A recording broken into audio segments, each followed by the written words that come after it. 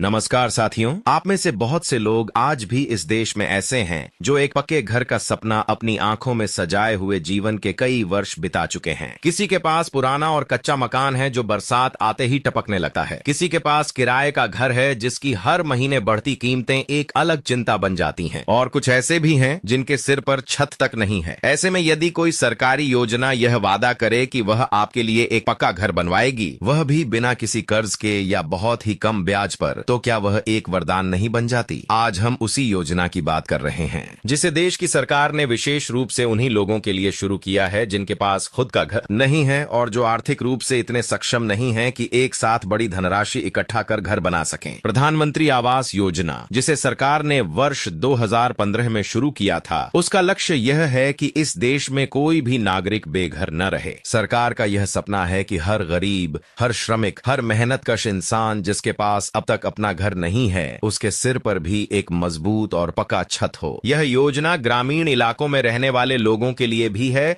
और शहरी क्षेत्रों में रहने वाले लोगों के लिए भी। सरकार का यह प्रयास है कि चाहे कोई खेतों में काम करता हो, चाहे कोई शहर में मजदूरी करता हो, चाहे कोई अकेली विधवा महिला हो या कोई दिव्यांग, हर उस परिवार को एक पक्का घर मिले जिसकी जरूरत है। ग्रामीण क्षेत्रों में यदि किसी के पास केवल एक कच्चा झोपड़ी नुमा मकान है या फिर वह पूरी तरह बेघर है, तो सरकार उसे 1,20,000 रुपए की सहायता राशि देती है। और यदि वह व्यक्ति पहाड़ी या दूरस्थ क्षेत्र में रहता है तो उसे 1,30,000 रुपए की मदद दी जाती है। साथ ही स्वच्छ भारत मिशन के अंतर्गत शौचालय निर्माण के लिए 12,000 रुपए की अलग से सहायता भी दी जाती है। यह सारी रकम लाभार्थी के बैंक खाते में सीधे भेजी जाती है ताकि इसमें किसी प्रकार की गड़बड़ी या भ्रष्टाचार की कोई गुंजाइश न रहे। यह सहायता केवल कागज पर नहीं बल्कि जमीन पर दिखाई देने वाली होती है। हजारों लोग अब तक इस योजना का लाभ लेकर अपना पक्का घर बना चुके हैं और आज वे बारिश, धूप और सर्दी से पूरी तरह सुरक्षित हैं। शहरी क्षेत्रों में रहने वाले लोग जिनकी आय बहुत अधिक नहीं है, उन्हें भी इस योजना का लाभ मिलता है। अगर किसी व्यक्ति या परिवार की सालाना आय 3 लाख रुपए से कम है